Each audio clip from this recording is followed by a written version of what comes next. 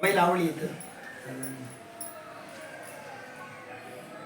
ಇವತ್ತಿನ ಅತ್ಯಂತ ಪ್ರಸ್ತುತವಾದ ವಿಚಾರ ಅಂತಂದರೆ ನಾವೆಲ್ಲ ಮೊಬೈಲ್ ಬಿಟ್ಟು ಪುಸ್ತಕ ಹಿಡ್ಕೋಬೇಕು ಅನ್ನೋದು. ಮೊಬೈಲ್ನಿಂದ ನಮ್ಮ ಯೋಚನಾ ಲಹರಿ, ನಮ್ಮ ಓದಿನ ವ್ಯಾಪ್ತಿ ಎಲ್ಲವೂ ಕೂಡ ಇಲ್ದಂಗೆ ಆಗ್ತಾಯಿದೆ. ಆದರೆ ಅದೇ ಪುಸ್ತಕ ಹಿಡ್ಕೊಂಡ್ರೆ ನಾನಾ ರೀತಿಯ ಯೋಚನೆಗಳು ನಮಗೆ ಬರಲಿಕ್ಕೆ ಸಾಧ್ಯ ಆಗುತ್ತೆ, ನಾನಾ ರೀತಿಯ ಹೊಳವುಗಳು ನಮಗೆ ಬರ್ತವೆ.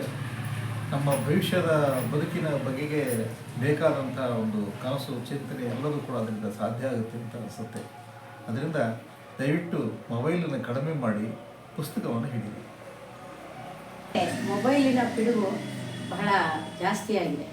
ಅದರಲ್ಲಿ ಸಣ್ಣ ಮಕ್ಕಳು ಕೂಡ ಒಂದು 2 ವರ್ಷದ ಮಕ್ಕಳನ್ನು ಕೂಡ ಮೊಬೈಲ್ ಹಿಡ್ಕೊಂಡು ಕುತ್ಕೊಂಡು ಬಿಡ್ತವೆ. ಈ ಮೊಬೈಲು ಎಲ್ಲರಿಂದ ನಮ್ಮನ್ನು ದೂರ ಮಾಡ್ತಾ ಇದೆ, ಸಂಬಂಧಗಳನ್ನೆಲ್ಲ ಕಳಚ್ತಾ ಇದೆ. ಯಾರಾದರೂ ಮನೆಗೆ ಬಂದರೆ ಇಂಥವ್ರು ಬಂದಿದ್ದಾರೆ, ಚೆನ್ನಾಗಿದ್ದೀರಾ ಅಂತ ಕೇಳಿ ಕೂಡ ಬಿಡುವಿಲ್ದಂಗೆ ಆ ಮೊಬೈಲ್ ಹಿಡ್ಕೊಂಡು ಕುತ್ಕೊಂಡಿರ್ತವೆ. ಅದರಿಂದ ಮೊಬೈಲನ್ನು ಮಕ್ಕಳ ಕೈಗೆ ಕೊಡಬಾರ್ದು.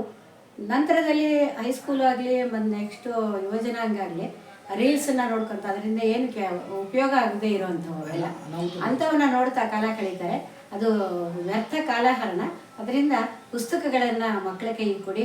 ಹಾಗೆ ದೊಡ್ಡವರು ಕೂಡ ಪುಸ್ತಕಗಳನ್ನು ಓದಲಿ. ಪುಸ್ತಕದ ಜ್ಞಾನ ಮಸ್ತಕದಲ್ಲಿ ಬರುತ್ತೆ. ಅದರಿಂದ ಪುಸ್ತಕಗಳನ್ನು ಕೈಗೆ ಕೊಡಿ ಅಂತ ಹೇಳಿ ನಾನು ಪೋಷಕರಿಗೂ ಹೇಳ್ತೀನಿ ಮತ್ತು ಯುವ ಜನತೆಗೂ ತಿಳುವಳಿಕೆಯನ್ನು ಹೇಳ್ತಾ ಇದ್ದೀನಿ. ಅದರಿಂದ ದಯವಿಟ್ಟು ಎಲ್ಲರೂ ಕೂಡ ಪುಸ್ತಕಗಳನ್ನು ಓದಿ.